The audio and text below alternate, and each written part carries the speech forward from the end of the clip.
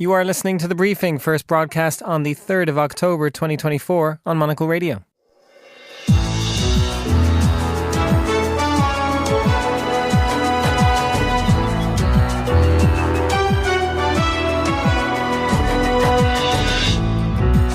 Hello and welcome to The Briefing, broadcasting live from Studio One here at Midori House in London. I'm Chris Chermak. Coming up on today's programme, Israel continues striking Lebanon as its own military suffers the most casualties in a single day since this war began. We'll explore how this is impacting support for the war inside Israel. We'll also examine a meeting of G7 ministers on migration and other topics, and then we may be 60,000 members from Maine to Texas, but what we control in the economy is billions and billions and billions of dollars every day. Dock workers close American ports and container ships are piling up. After a look at the ports, we get an aviation news roundup, and finally we follow up with Monocle's fashion director Natalie Theodosi after the surprising Celine news yesterday. Why are so many creative directors leaving their jobs? All that right here on The Briefing with me, Chris Chermak.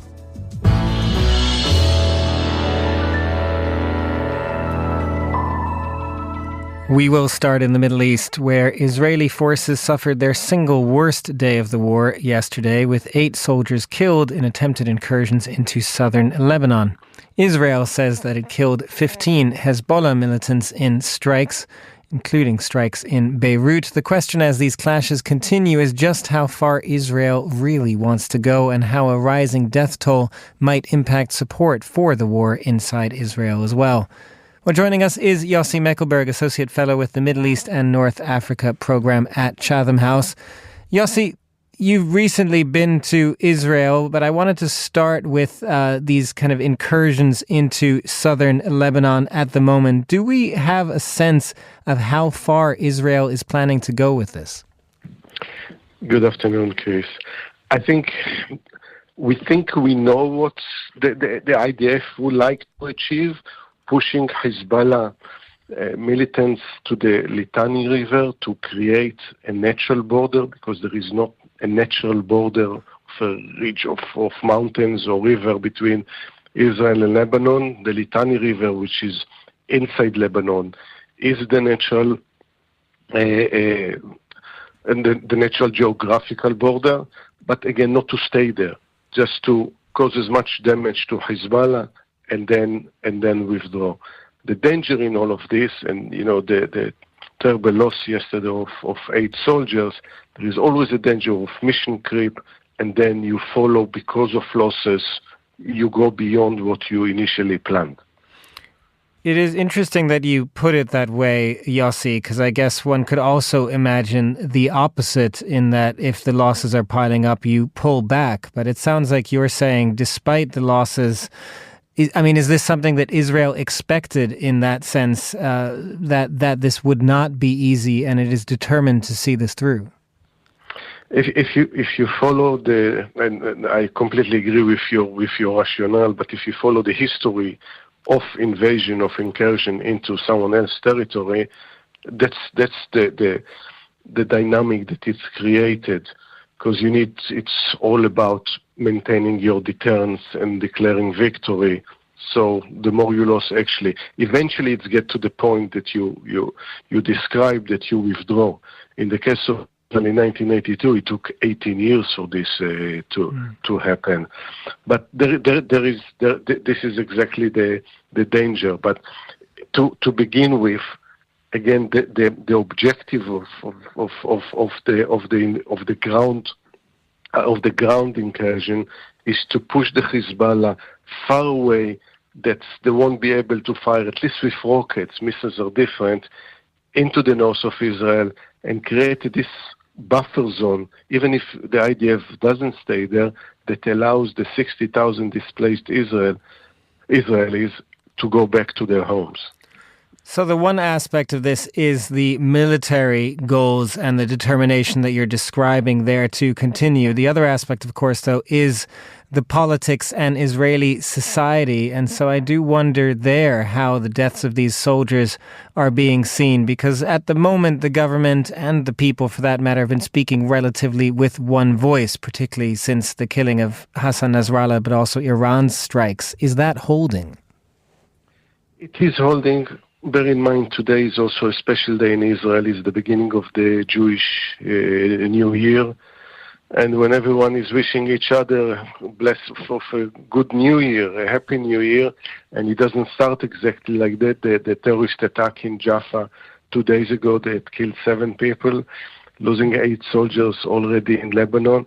But this is the nature of ground operation. It's very different when you operate with drones or airplanes than when you enter into a place that your enemy knows the place better, and you start fighting within urban areas. And I think people, for now, sort of accept it.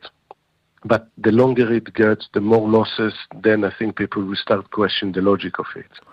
Well, and I guess to that point, Yossi, I mean, both the fact that today is a holiday, a Jewish holiday, but also the fact that we are coming up, of course, on the anniversary of the October 7th attacks. I just wonder if, given both of those, if you could reflect on how Israelis are feeling right now and whether they do still have this determination to see it through.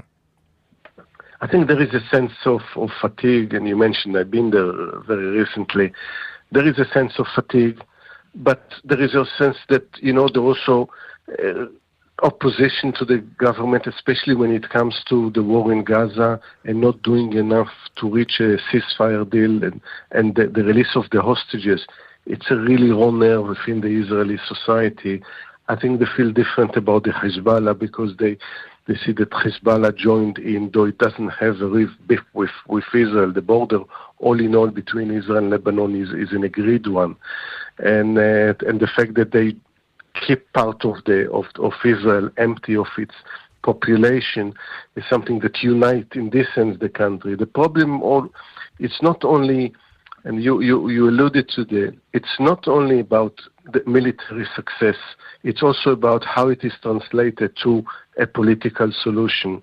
And unfortunately, Israel is more capable militarily than politically, diplomatically. Just final quick follow-up on that. When you did mention the ceasefire, I did wonder there too. This is obviously something that there are continuing calls for that from abroad. Is any of that reaching through into Israeli society? Are there calls from within for a ceasefire right now? There is, and every Saturday there is a big protest in Tel Aviv. Many tens of thousands participated with the families of the hostages. There are the protests in other places. So there is a call. There is also incitement by the government, with completely unscrupulous incitement by the government against the families of the hostages. But if you look opinion poll after opinion poll, most Israelis see the release of the hostages as a higher priority than even defeating Hamas. So I think there is still a very strong feeling, because of the ethos of the society, within the society, that releasing hostages comes first. And just one more word on that then, Yossi. I mean, can you say anything about what is happening in Gaza at the moment? Because at the same time that all of this is happening in Lebanon and Iran, for that matter, and that's where our focus is, there have also been 50 more people killed in Gaza. So there is still an operation continuing there as well. Exactly, and I think this is the very important point here. Because unfortunately, it's almost hard to believe that we are still talking about it a year later and the war is still raging. But the problem with this kind of situation, one of them, is that it gets into sort of inertia. People are getting used, another 10, another 15, another 20 people killed. They think there is no solution for that, while the attention is shifting elsewhere. But I think it's important not to lose sight of what's happening in Gaza. The killing, the suffering is continued there every day. The need for humanitarian help. and at the same time also the release of the hostages, and then start thinking about the day after, the month after, in which rebuilding Gaza and looking into the Israeli-Palestinian conflicts from a more comprehensive, or look towards a comprehensive space. Thanks very much, Yossi. That was Yossi Mekelberg, Associate Fellow at Chatham House. And now here's Laura Kramer with the day's other news headlines. Thanks, Chris. The U.S. Department of Justice has accused Republican presidential candidate Donald Trump of making a private criminal effort to overturn the 2020 election results. The filing's emphasis on Trump's private actions demonstrates Special Prosecutor Jack Smith's attempt to advance the case outside of actions protected by presidential immunity. Singapore's former Transport Minister S. Iswaran has been sentenced to 1 year in prison after pleading guilty to graft charges. The conviction is the first jailing of an ex-cabinet member in the city-state. And hundreds of thousands of students took to the streets in Argentina yesterday to protest sharp national budget cuts. President Milei has defended the cuts as Argentina faces an economic crisis with annual inflation close to 240%. Critics of the budget argue it would destroy public education. Those are the day's headlines. Back to you, Chris. Thanks very much, Laura. This week, ministers of the Interior from G7 nations are meeting in Italy, and with politicians and voters turning increasingly against migration and closing their nation's borders at a time when global conflicts, including the one in Lebanon we were just talking about, are leading to more migration. The ministers will certainly have plenty to discuss. Joining us for more is Stefan de Vries, European Affairs correspondent for Euronews and BNR News Radio based in Amsterdam. Stefan, perhaps you could just, with all the politics we have been talking about on this show, from Austria to France to the Netherlands as well, just lay out maybe what the mood is right now for us. Well, if you have a minute, the mood, and it's of course very hard to generalize, but I think we can say that the mood in general in European politics is that there is an absolute undeniable trend towards more right extremism. Many countries in the European Union now have governments that are either contain members of the extreme right parties or are more or less supported by the extreme right. For instance, the new government in France. But of course, we've also seen the elections last weekend in Austria. You mentioned the Netherlands, of course, Sweden. There are the Swedish Democrats. So in all of the, let's say, the old European countries, and also the founding members of the European Union, the 6 countries, the Benelux, Italy, Germany, and France, they are more or less taken hostage by the extreme right parties, and mainly because of the topic of immigration. Now, this discussion about immigration is not really rational. It's more about feelings in European countries. But yeah, populism is winning in many countries. So this is the state of mind of many European politicians. So what you also see, that because of the success of the populist rhetoric, populist parties, right-wing traditional conservative parties, they more or less copy this rhetoric simply because they see that it is working. So we are seeing an increasingly populist debate rhetoric in European politics, and that's almost European-wide. Well, and in terms of migration and sort of how this is impacting European society, as you say, not all of this debate certainly is rational. But that said, there is particularly right now a concern that, for example, Lebanese, about 1 million are being displaced there, and they could be the next wave to Europe. I imagine that is one of the topics that will be on the agenda for this meeting of interior ministers. How is that likely to go down? Yes, absolutely. The morning sessions tomorrow of the interior ministers, it's completely dedicated to migration. But there's a big paradox. Lebanon is already one of the countries in the world with the highest number of refugees coming from Syria, coming from other parts of the Middle East. It's very likely that people who going to fly from Lebanon will arrive in Turkey, one of the other countries in the world with a huge number of refugees. So the number of refugees coming to Europe from Lebanon for the time being, it's well, it's very modest. It's not really an issue, but there's a big paradox in the discussion on European immigration. The fact is that the whole continent is losing its population. There are a few countries where the population is still increasing. For instance, the Benelux, but also Sweden, and most of the other countries are losing inhabitants simply because of the aging population. And another issue is that almost the entire European Union is seeing its unemployment decreasing. There are markets with a huge shortage of staff. So one of the answers to tackle the aging population, but also the shortages on the labor market, is hiring more immigrants. Now, this is a economical rationale, but it's not what politicians are saying. They are depicting mostly asylum seekers as a threat to their nations. We should close the European borders. We should construct the European fortress. So there's a big paradox. On the one hand, the European Union needs a lot of people. And there's also in many parts of Europe is already a competition going on who can attract the most immigrants, especially in high-tech countries, but also in other sectors, medical sectors, etc. So there is a competition to attract many foreigners, many immigrants from outside the European Union, and at the same time, the politicians say we don't want more, foreigners. We're closing the border. So it's a completely schizophrenic debate in or position of most of the European politicians, and they are not able to have a response to global developments like we're now seeing in Lebanon, because it is clear that there will probably be a number of Lebanese refugees coming towards Europe, but how are we going to accommodate them? How are we going to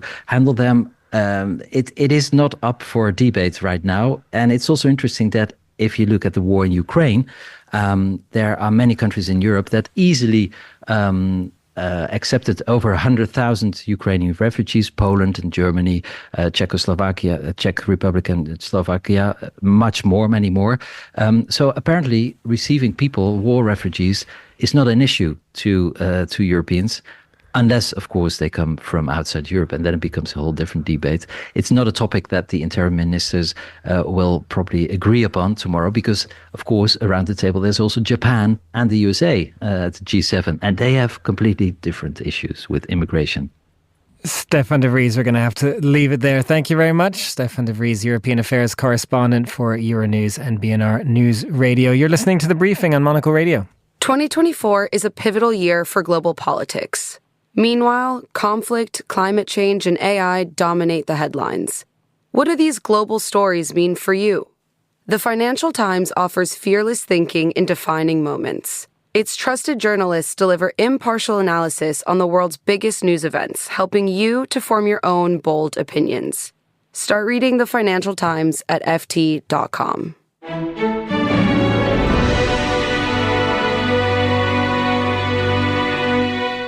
You are back with The Briefing on Monocle Radio. I'm Chris Chermak. It is day 3 of a port strike in the United States that has already, somewhat bizarrely, led to a run on toilet paper in some shops, something that I should stress the authorities say is not necessary. That said, this strike does have tremendous repercussions because it stretches across the east and Gulf coasts of the United States. Container ships are already backing up with no clear sign of an end. Here to unpack all of this for us is Alistair Sheraton, independent supply chain expert. Alistair, describe first of all for us, if you could, the situation at American ports this morning. Well, essentially, Chris, the ports are, as you say, at a standstill, and ships are backing up. Nothing can be loaded or unloaded. That is it in a nutshell. And I mean, how long could that potentially continue when you say that's it in a nutshell at the moment? I mean, do these container ships have no choice but to kind of wait this out? I mean, at what point would they perhaps turn around? Well, I'm sure that the shippers and the freight forwarders and companies, with goods on those ships are already exploring every option they can. But there aren't really many options, except to wait it out, really, because there are not that many other ports along the eastern Gulf Coast which could be used. Even if there are some ports who are not unionized and not affected by the dispute, those ports are likely to be at capacity. They may not have the equipment to unload particular cargoes. And to go further afield is, again, a very difficult thing to do. So I think short term, people will wait it out, as they did when things like the Suez Canal was blocked about a year ago for a week or two, when the Panama Canal has been very much under capacity this year because of the water levels and so on. So again, that's provided some significant constraints to shipping. So in those situations, the shippers tend to wait it out because there really aren't that many alternatives. And at the moment, at least, there are no negotiations scheduled, so they could have to wait this out for quite a while. I do wonder if you could sort of paint a picture for us here. I mean, how big a deal is this? And particularly, is this an American consumer story or is it a global one?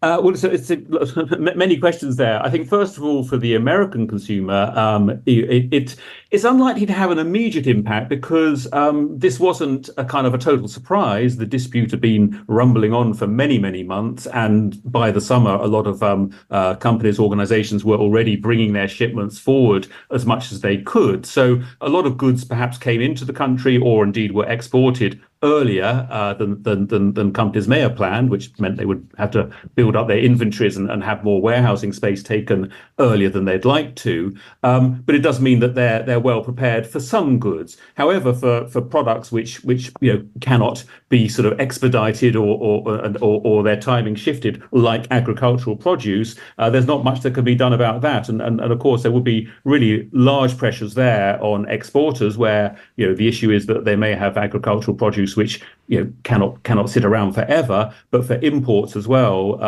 some seasonal products will be coming in which couldn't be brought in earlier in the summer. And finally, it's worth bearing in mind that I don't know whether the unions chose this timing, but this would be the absolute peak time to be bringing in goods ahead of Black Friday and the Christmas period, obviously, which is a huge retail and consumer period of the year. And so again, while some goods would have come in during the summer, there will be other goods which, a delay of a few weeks would not be a huge problem, but a delay of a month or two could definitely lead to shortages when we approach the holiday season. And Alistair, just finally, I mean, supply chain issues have been something that have been ongoing, particularly since the pandemic. But I did wonder if that kind of stuff had calmed down somewhat since the pandemic, or does this strike just kind of add to all the existing problems with supply chains? I think what this strike shows is that we're a hugely interconnected world now. Trade is totally global, and shipping is an example. And you asked, what are the kind of the other implications of this strike? Will they have a global impact? And the answer is yes, they will, because it means that if you've got hundreds of vessels tied up for weeks over in the US waiting to unload and load, those vessels are not doing the shipping they were meant to be doing in that period of time. And therefore, it's not just US imports and exports that could be delayed. It could be lead to a shortage of shipping and delays in shipping, in Europe and the Far East, which could have a knock-on effect over here as well. So the world is a very interconnected place, and COVID and the pandemic definitely, I think, hugely brought to people's attention just how, in a way, miraculous the supply chain is. I'm a supply chain enthusiast, of course, but it is a miraculous world we live in, where just hundreds of thousands of products are moved from all around the world. They're manufactured where it's appropriate to manufacture them, and we just take it for granted that everything is there when we want it. Disruptions do occur occasionally. It's amazing how resilient supply chains are, but nonetheless, this is another example of a disruption, and let's hope it is only a few weeks rather than many months. Alistair Chariton, supply chain enthusiast, thank you very much for joining us. You're listening to The Briefing on Monocle Radio.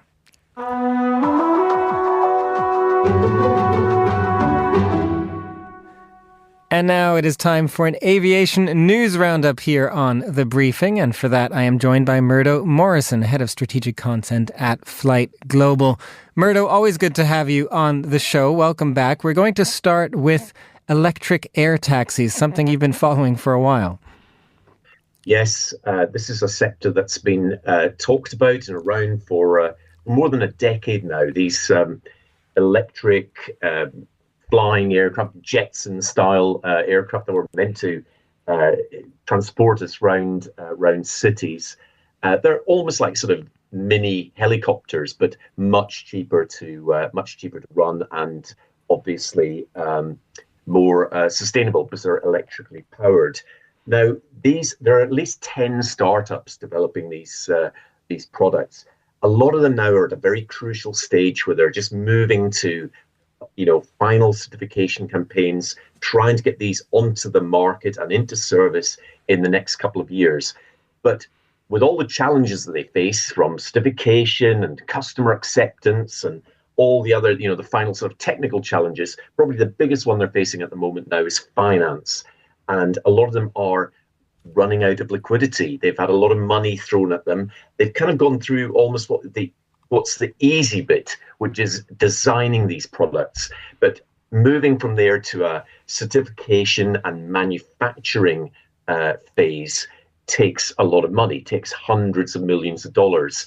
And quite a few of them are running out and admitting that they're running out and admitting that they need injections of cash. We've seen Lilium of Germany, Volocopter of Germany, Vertical Aerospace, which is a UK company, all sort of saying that they are, need finance urgently to stay solvent and keep these and get these products to market. It does sound like the Jetson-style taxis might have to wait for a little while. But Murdo, I did want to move on to another story, which is very interesting from just a brand perspective. You wanted to talk about ITA, the airline, used to be Alitalia, and now it will sort of be Alitalia once again. Yes, it's very strange. Alitalia was the Italian flag carrier that I think for, between its foundation in 1947 and when it finally went out of business in 2021, managed to make a profit, I think, 1 year out of all that time. It sort of lurched from crisis to crisis. It was government owned for a lot of that time. Finally gave up the ghost in 2021. Pretty much was reborn immediately as ITA or ITA, which took over the fleet, took over pretty much everything, the routes that Alitalia was running. Didn't take over the brand, didn't take over the name until now. So they've sort of done a rebrand where they're now going to be known as ITA, inspired by Alitalia, which has caused a few raised eyebrows because Alitalia to many, it's a great aviation brand, known for carrying the Pope around the world, known for being one of these sort of, the sort of great airlines of Europe. But to many others, it was sort of, perennially failing airline. So a little bit of a tarnished brand, a bit of a curious decision, but there we go. I'm sure they know what they're doing. Let's hope so. But one final story I did want you to touch on, Murdo, because we were just talking about the port strikes in the United States, and you have news of airline strikes, or not airline, aviation strikes, I say, Boeing and Textron, both in dispute. How's that playing out? Yes, absolutely. You were just talking there about the longshoremen strike, which will just add to the problems for US companies. But Boeing and Textron, which is a company that makes the Cessna and Beechcraft business aircraft, are both in the midst of strikes with their machinist union at the moment. And, it's like I said, things couldn't get worse for Boeing. I mean, they're already, every time I come on this program, I talk about the latest crisis that Boeing is in, and that's been the case really since 2019. And now they're hit with a strike. They were already struggling to produce enough aircraft. Now they can't produce any, so airlines are waiting. It's gonna compound delivery delays even more.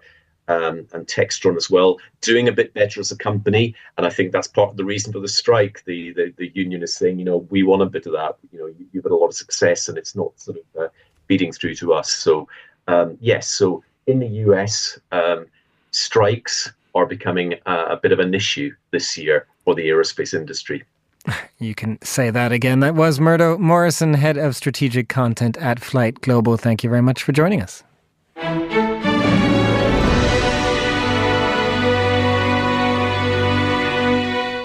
And finally, on today's show, we are going to head back to the world of fashion. Yesterday on this show, we covered the departure of Hedi Slimane from Celine. And today we wanted to broaden that out a little bit more to talk about the musical chairs that are the creative directors. Why are they leaving and where are they landing? Natalie Theodosi, Monocle's fashion director, joins us once again for more on this. Natalie, great to have you back on. First of all, Celine has already found a replacement after we reported the breaking news yesterday. What can you tell us? Thank you for having me back and so soon. So yes, Celine already within a few hours after we spoke, actually on the same day, they announced Hedi Slimane's departure, just confirmed that Michael Ryder is joining as creative director. And it's a very interesting appointment. He was working at Celine in the past under Phoebe Philo, another one of its defining creative directors. And he's now coming back, having spent some time at Polo Ralph Lauren, where he really helped turn that brand around. So it will be interesting to see what his vision is, if he will take the brand back to the aesthetic that was known under Phoebe Philo, if he's going to do something completely different. But the brand has said that he will have to oversee, just like Hedi Slimane did, every aspect of the brand, from the menswear to the women's wear, perfume, campaigns. So it's a big job. And Natalie, we did touch on this broader problem briefly right at the end of yesterday's briefing, but I wanted to ask you a little more broadly this time as well. What is happening in the fashion world that is creating this? Is it the creative directors themselves that seem to always just want new challenges and move on to somewhere else? Or is there something that the fashion houses are doing to cause all of these shakeups in the past year? I think it's a mix, but you're right. I think it's a big HR crisis, and it's been happening for a few years now, which is why we're seeing this game of musical chairs. I think the primary reason is that the pace of the industry has accelerated so much. Some of these creative directors have to produce as much as 8 to 10 collections per year. They travel all over the world to different markets, to visit stores, engage with customers. And also there's a lot of pressure. These companies are usually public, so they're given very little time to execute their vision and the strategy and deliver sales targets, which are very often they're unrealistic, and there's not enough time to hit those goals and those targets. So I think sometimes people just cannot take the pressure anymore. They cannot take it for that long, and they end up leaving positions which you would imagine no one would ever want to leave. And yet at the same time, there is always a replacement from the sounds of it, at least for most companies. But I did want to ask as well, I guess you talked about some of the stresses that they are under, but I wonder what kind of impact that has on the fashion industry as a whole in your mind. Is it a problem? Is it something that, causes issues for the fashion industry as a whole? It does cause issues. I think we're just seeing constant rebrands. Every time a creative director exits and someone new comes in, you often see a logo change, the interiors of shops, and it creates a very unhealthy cycle of change. And we're talking about sustainability in the fashion industry, but having to do that so often is the opposite of sustainable business. Natalie Theodosi, Monocle's fashion director, thank you very much for joining us and unpacking once again the challenges of the fashion industry. That is all the time we have for this edition of The Briefing. It was produced by Anita Riotta. Our researchers were Sana Jumani and Gunnar Grunlund, and our studio manager was Christy O'Grady. The Briefing is back tomorrow at the same time. I'm Chris Chermak. Goodbye, and thanks for listening.